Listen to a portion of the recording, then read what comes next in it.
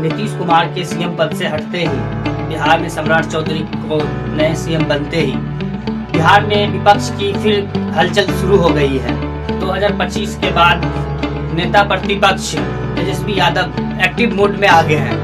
दिल्ली की विपक्षी बैठक में उनकी मौजूदगी इसी बदलाव का संकेत है। लोकल खबर बिहार में देखें, तेजस्वी कैसे बीजेपी से सीधी टक्कर की तैयारी कर रहे हैं। तेजस्वी का प्लान है इमेज रिसेट करना है, यानी कि परिवारवाद से निकलकर नेता प्रतिपक्ष बनना चाहते हैं तेजस्वी यादव। यही वजह है तेजस्वी यादव लगातार बैठक में बैठ रहे हैं और सरकार पर सीधा सीधा निशाना साध रहे हैं। बीजेपी को आने के बाद आरजेडी को सीधा सीधा बीजेपी से टक्कर है। पहले तेजस्वी नीतीश से टक्कर होने की वजह से सीधी सीधी टक्कर नहीं कर पाते थे, लेकिन अब मुकाबला साफ है। 2025 के चुनाव में मुस्लिम वोट बैंक बट गया। 3 सीटें आरजेडी, 5 सीटें एआईएमआईएम का मिला था। यही निगेटिव तेजस्वी आगे संभालते रहेंगे।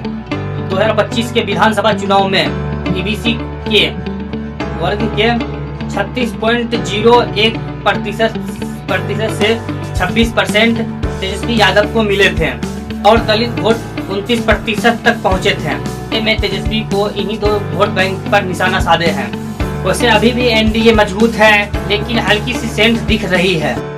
तेजस्वी पूरे बिहार को देख करके एक जैसा राजनीति नहीं करेंगे, बल्कि अलग अलग जगह पे जाकर के जातीय हिस्ट्री देख करके राजनीति करेंगे। अलग प्लान बनाएंगे। उदाहरण के तौर पर शाहबाद इलाके में कुशवाहा और राजपूत वोटों का सीधा मुकाबला देखा जाता है।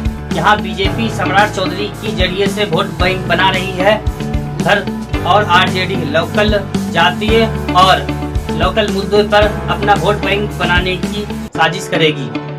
एक्सपर्ट बताते हैं कि जिस तरह से नीतीश पिछड़ों की राजनीति करते थे, उनके सामने बीजेपी अगड़ों और पिछड़ों की समान राजनीति करती रही है। ऐसे ही अब तेजस्वी बीजेपी को अगड़ों की पार्टी घोषित कर पिछड़ों को अपनी तरफ ला सकते। कुल मिलाकर के अब सीधे सीधे बताया जाए तो तेजस्वी अब डिफेंस से निकलकर अटैक मूड में है। इसी तरीका से खबर देखने के लिए लोकल खबर बिहार को सब्सक्राइब करें।